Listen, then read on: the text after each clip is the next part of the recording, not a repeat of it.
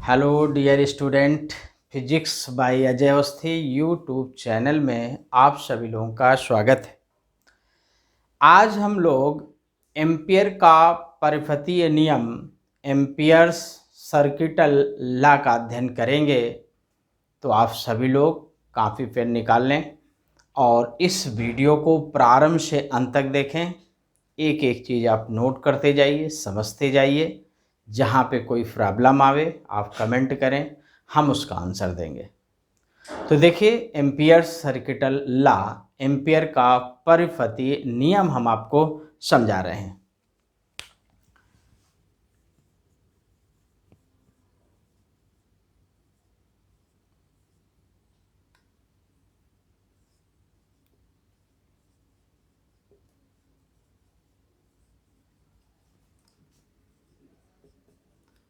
Ampere का परिपथीय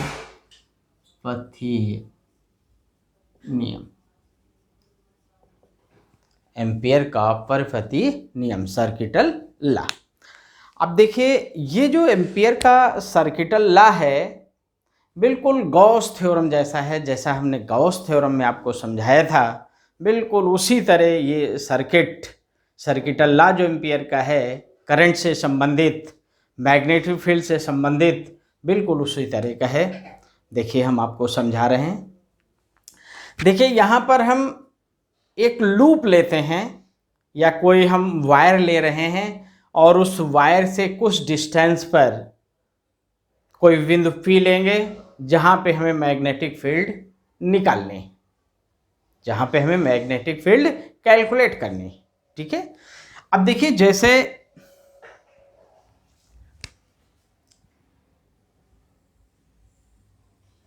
ये यहाँ पे हमने P पॉइंट मान लिया, ये P पॉइंट है जहाँ पे हमें मैग्नेटिक फील्ड निकालनी है। देखिए, यहाँ पर ये जो लूप हमने बनाया है, इसमें करंट फ्लो होगी। करंट, इसको हमने I1 मान लिया, ये हमने I2 मान लिया। मतलब करंट जो है इनसाइड और आउटसाइड दोनों तरह से हो सकती है। मीन्स करंट नीचे से ऊपर की ओर किसी चालक में प्रवाहित हो सकती है या ऊपर से नीचे की ओर प्रवाहित हो सकती है। ठीक है। तो यहाँ पे हमने I1 I2 क्रॉस और डॉट में लिखा। क्रॉस का मतलब नीचे की ओर, कागज के तल के लंबवत नीचे की ओर, और डॉट का मतलब हुआ कागज के तल के लंबवत ऊपर की ओर। जैसे हमने मैग्नेटिक फील्ड का डायरेक्शन हमने आपको समझाया था, क्रॉस भी और डॉट भी, उसी तरह यहाँ पर भी इस तरह दो वायर हैं। इस तरह एक में करंट ये नीचे की ओर, एक में ऐसे करंट ऊपर की ओर, ये दो वायर हैं।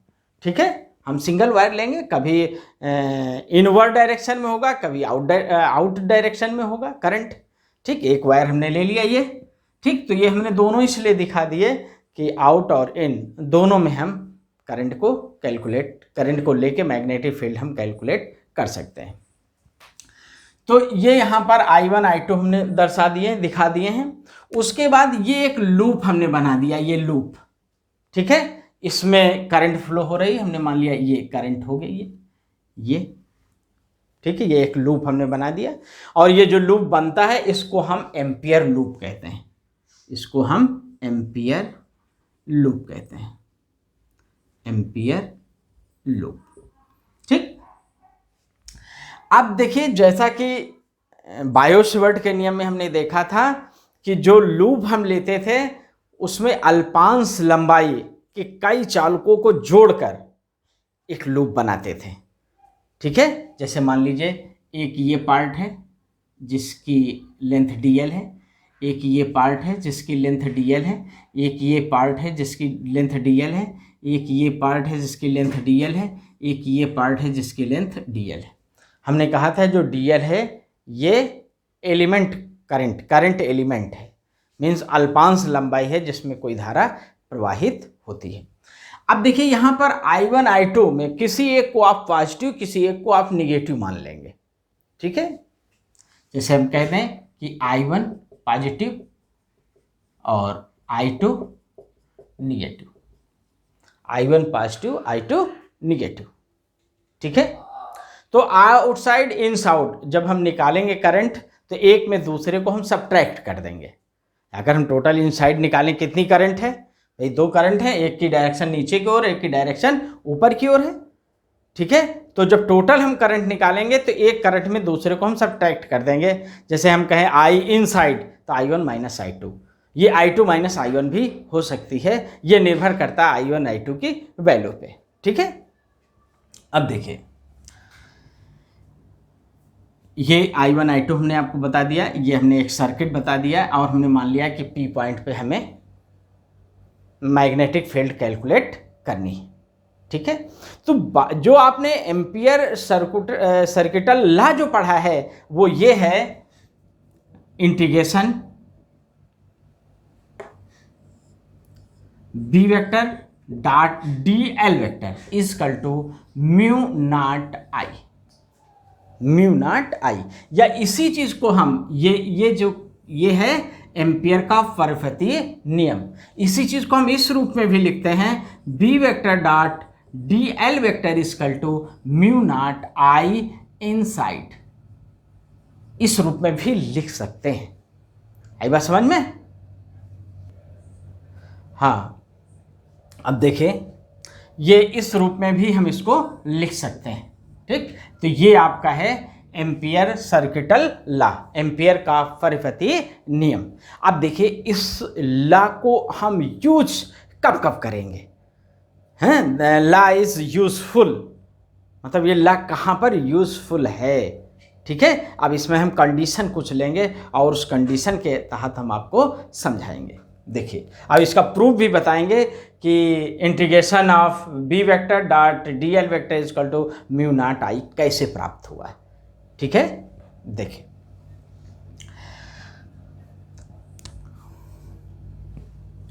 Law is useful. हाँ देखिए फर्स्ट पहली कंडीशन मान रहे हैं B is longitudinal to length. ठीक, हम ये मान रहे हैं कि ये जो क्या है लॉन्गिट्यूडनल है। जैसे एक वायर ले लें, जैसे ये हमने वायर ले लिया, 1 मिनट, ये एम्पियर लूप हो गया, ये P पॉइंट जहाँ पे मैग्नेटिक फील्ड निकालनी है, ये एक वायर है जिसमें ये करंट फ्लो हो रही है और इससे R डिस्टेंस पे ये P पॉइंट है जहाँ पे हमको मैग्नेटिक फील्ड निकालनी है। ठीक है, बस समझ में आई?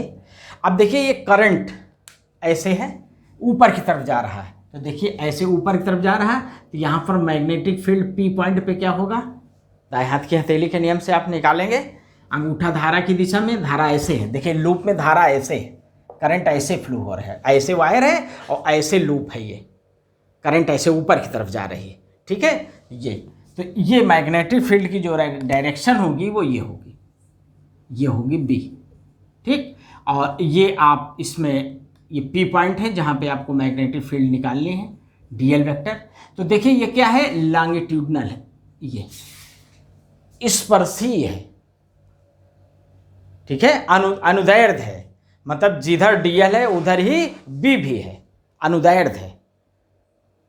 ठीक है, तो DL और B के बीच का जो एंगल होगा वो क्या होगा, 0 डिग्री होगा, थीटा जो होगा 0 होगा। B is the longitudinal to length, तो ये थीटा जो हो जाएगा ये 0 डिग्री हो जाएगा, थीटा जो होगा ये 0 डिग्री हो जाएगा। तो देखिए ये फार्मूला क्या बनेगा, आपको ये लिखा जाएगा, integrate B vector dot DL vector is equal to integrate B DL cos 0। cos theta होता है, हम जानते हैं, A vector dot B vector is equal to AB cos theta, तो B vector dot DL vector is equal to B DL cos theta. Theta की जगह हमने 0 लिख दिया। देखिए P पॉइंट पे DL और B दोनों एक ही दिशा में है, B और DL दोनों एक ही दिशा में है। ठीक है, दोनों लॉन्गिट्यूडनल हैं, दोनों एक ही दिशा में हैं। ठीक है, तो दोनों के बीच का कोण जो होगा वो 0 हो, एंगल जो होगा वो 0 होगा। अब देखिए ये लिखा जाएगा, integrate B vector dot DL vector is equal to integrate B DL। क्यों? क्योंकि cos 0 की वैल्यू होती है 1, cos 0 इज इक्वल टू 1, तो ये हो गया बी डी एल। इतनी चीज़ समझ गए। अब आगे देखिए, ये हो जाएगा इंटीग्रेट। अब देखिए बी को बाहर ले लेंगे, इंटीग्रेट हम कर देंगे डी एल को। ये जो इसको कहते हैं लाइन इंटीग्रल, ठीक है। और अब देखिए ये हो गया आपका बी इक्वल टू और डी एल। अब डी एल का मतलब क्या हुआ, D L D L D L D L D L D L D L सबको जोड़ेंगे। देखिए ये इतना डी एल फिर डी एल फिर डी एल फिर डी एल फिर डी एल फिर डी एल फिर डी एल फिर सबको जोड़ देंगे तो डी एल क्या होगा, इस पूरे एम्पियर लूप का जो परिधि होगी वही उसका डी एल होगा। तो हम लिखेंगे, यहाँ लिख देंगे integrate D L equal to 2πr, जो आर हमने रेडियस मान लिया है। ये सेंटर जो होगा, सेंटर से इसकी डिस्टेंस जो होगी आर होगी। तो ये हो जाएगा इंटू 2πr, ये हो गया, ठीक है। अच्छा अब देखिए, इतना आप नोट कर लिए, ठीक। अच्छा अब देखिए, इसके पहले किसी लंबे रिज धारावाही चालक में प्रवाहित धारा के कारण चुंबकीय क्षेत्र कितना उत्पन्न होगा, मैग्नेटिक फील्ड कितनी होगी, हम इससे पहले आपको बता चुके हैं। B equal to mu 0.2πI/r होता है ना। तो ये एक स्ट्रेट वायर है, ये देखिए एक स्ट्रेट वायर है जिसमें आई करंट फ्लो हो रही है। तो इसके कारण जो मैग्नेटिक फील्ड होगा वो होगा B equal to mu naught upon 2πI/r, correct. इस बी की जगह हम बी की वैल्यू रख देंगे तो ये हो जाएगा mu naught upon 2πI/r into 2πr। अब देखिए 2π से 2π कट जाएगा, r से r कट जाएगा, ये क्या आ गया आपका mu naught into I equal to integral B vector dot D L vector. ये देखिए ये आपको क्या मिल गया, एम्पियर सर्किटल लॉ, ये आपको मिल गया। इसी को हम इस फॉर्म में भी लिख सकते हैं। तो इस तरह आपने प्रूव कर दिया, आपने सिद्ध कर दिया कि integration B vector dot D L vector equal to mu naught into I, line integral B vector dot D L vector equal to mu naught I. I को हम इनसाइड भी कह सकते हैं, अगर करंट I1 और I2 को हम सब्ट्रैक्ट कर दें अकॉर्डिंग टू वैल्यू, तो हम यहाँ पर फिर उस वैल्यू को लिखेंगे I inside equal to I1 minus I2। तो फिलहाल आप केवल इतना याद रखिए कि integration B vector dot D L vector equal to mu naught I, और इसका हमने प्रूफ भी आपको समझा दिया। देखिए यहाँ पर डी एल और बी वेक्टर दोनों ही क्या हैं, एक दूसरे के समांतर हैं, अनुदैर्ध्य हैं, अनुदिश हैं, इसलिए थीटा 0 हो गया। देखिए कैसे, जैसे ये है लूप, ये लूप है, तो यहाँ ये खंड, ये जो एक ये पार्ट है इसको हमने डी एल सपोज कर लिया, ये डी एल। देखिए ये डी एल है और मैग्नेटिक फील्ड ऐसे है, तो ये मैग्नेटिक फील्ड भी है और डी एल भी है। तो डी एल और मैग्नेटिक फील्ड दोनों क्या हो गए, समांतर हो गए, अनुदिश हो गए, लॉन्गिट्यूडनल हो गए। बात समझ में आई। इसलिए थीटा क्या हो गया, 0 हो गया। इसलिए यहाँ पे हमने थीटा 0 लिख दिया, क्योंकि पी पॉइंट पर डी एल और बी के बीच का जो मैग्नेटिक फील्ड है वो नहीं, बी वेक्टर और डी एल के बीच का जो एंगल है वो 0 है। इसलिए हमने ये आपको प्रूव कर दिया। बात समझ में आ गई। अब प्रश्न आता है कि बी नॉर्मल हो, अगर परपेंडिकुलर हो डी एल के, अगर बी जो है परपेंडिकुलर हो तो क्या होगा। देखिए यहाँ पे हम आपको समझा रहे हैं, अगर परपेंडिकुलर हो जाए means second condition, B is the perpendicular of D L, B is the perpendicular of D L, तो थीटा जो हो जाएगा वो 90 डिग्री हो जाएगा।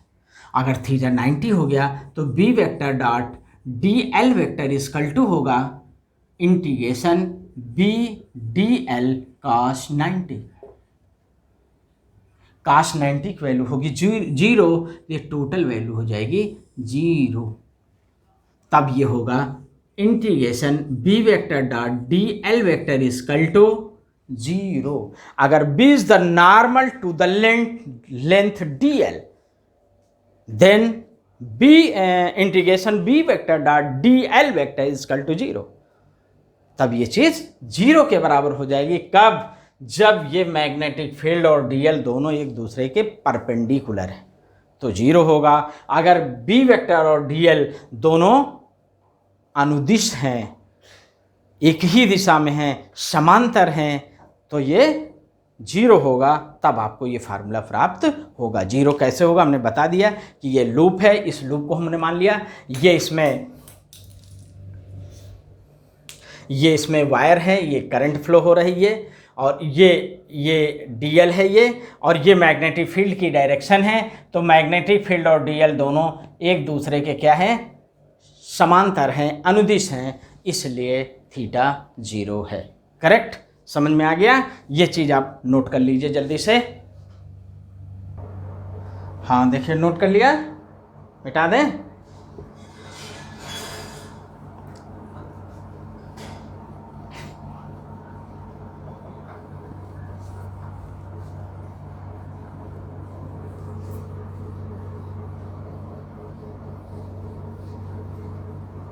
हाँ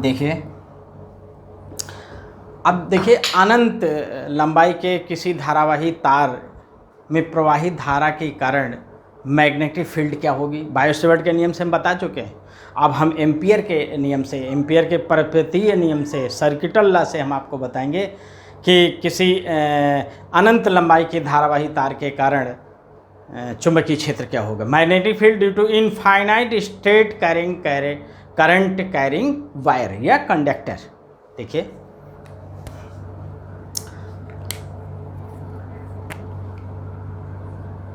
magnetic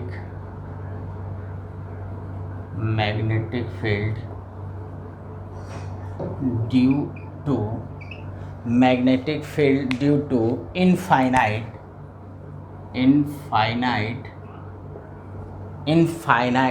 state current carrying wire, straight current carrying wire, चाहे वायर कहिए चाहे कंडक्टर कहिए, ठीक? तो कहेंगे अनंत लंबाई के धारावाही, क्या मतलब हुआ? अनंत लंबाई के धारावाही तार में प्रवाहित धारा के कारण चुंबकीय क्षेत्र, या कह सकते हैं अनंत लंबाई के धारावाही तार के कारण चुंबकीय क्षेत्र।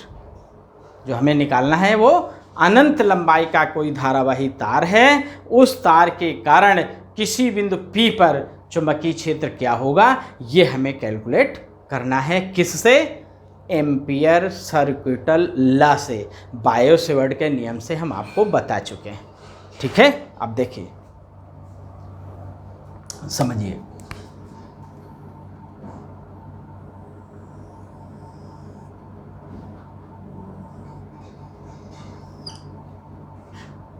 ये आई करंट फ्लो हो रही, ठीक? ये P पॉइंट है जहाँ पे हमें मैग्नेटिक फील्ड निकालनी है।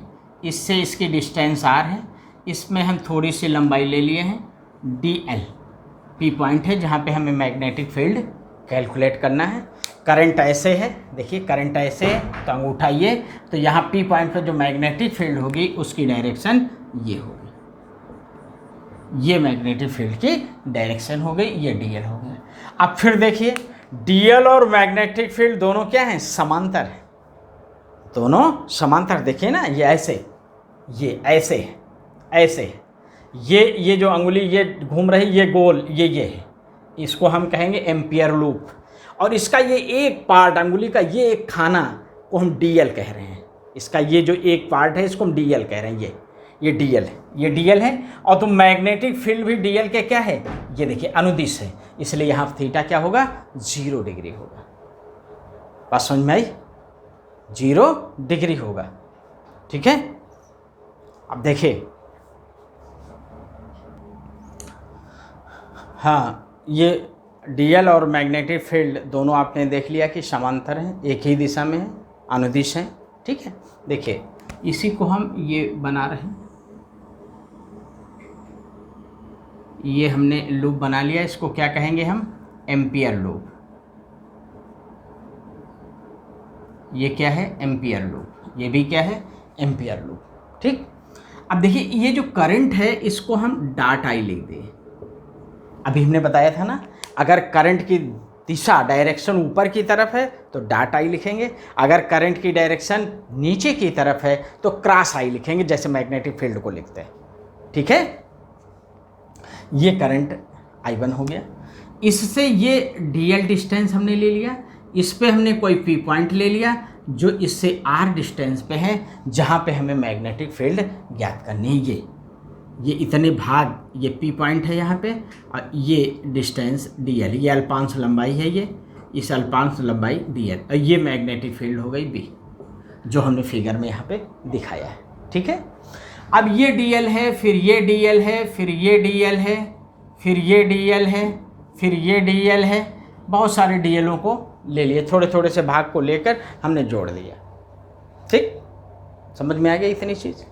अब देखिए इसमें हम एम्पियर सर्किट ला लगाएंगे, integration B vector dot D L vector equal to mu naught into I. अब यहाँ पे एक करंट है तो केवल हम आई लिखेंगे। ठीक, और आई क्या है, आउटवर्ड डायरेक्शन में है, ऊपर की तरफ है, ऊपर की तरफ के कारण ही देखिए हमने मैग्नेटिक फील्ड की डायरेक्शन भी आपको बताई थी। अब देखिए यहाँ पे जो थीटा है वो कितना है, 0 डिग्री। क्यों, क्योंकि जो मैग्नेटिक फील्ड है वो पैरेलल है डीएल के। ठीक है, तो ये हो जाएगा integration B D L cos 0 equal to mu naught into I. ठीक, अब देखिए ये हो जाएगा integration B D L equal to mu naught into I. क्यों, क्योंकि कास 0 इक्वल टू हो जाएगा 1। करेक्ट। अब देखिए ये बी बाहर हो जाएगा, इंटीग्रेशन हो जाएगा D L equal to mu naught into I. अब देखिए ये जो डी एल है इंटीग्रेशन, ये इक्वल टू होगा एल, एल इक्वल टू होगा 2 पाई आर। देखिए एल, एल का मतलब जैसे आप यहाँ से चले तो फिर यहाँ से यहाँ तो होते यहाँ तक आ जाए, तो टोटल वायर की, टोटल इस सर्किट की जो परिधि होगी वही डीएल होगी, वही एल होगी, और उसकी वैल्यू कितनी होगी, 2 पाई आर। तो ये हो जाएगा B into 2 pi R equal to mu naught into I. इसी चीज़ को आगे देखिए लिख रहे हैं, ये हो जाएगा B equal to mu naught I upon 2 pi R. ये हो जाएगा B equal to mu naught upon 2 pi I upon R. या इसी चीज़ को हम इस रूप में भी लिख सकते हैं, B equal to mu naught upon 4 pi 2 I upon R. तो ये आपको किसी अनंत लंबाई में, अनंत लंबाई के चालक तार में प्रवाहित धारा के कारण आर दूरी पर कोई बिंदु पी है जहां पर चुंबकीय क्षेत्र ये प्राप्त हो गया। म्यू नॉट अपान 4 पाई की वैल्यू होती है 10⁻⁷। इसके पहले आप पढ़ चुके हैं। आर क्या है, वायर से उस बिंदु P की दूरी है जहां पे हमको मैग्नेटिक फील्ड कैलकुलेट करना है। आई क्या है, उस वायर में जो अनंत लंबाई का तार है उसमें प्रवाहित धारा है। बी क्या है, बिंदु P पर उत्पन्न चुंबकीय क्षेत्र। बात समझ में आ गई। तो अब ये पूरी चीज़ अगर आपकी समझ में आ गया है तो विधिवत आप नोट कर लीजिए। कहीं नहीं लिख पाए हैं तो आप वीडियो को रोक कर नोट कर लीजिए और कई बार आप देखें और समझें। वीडियो को लाइक करें, सब्सक्राइब करें और शेयर करें। धन्यवाद।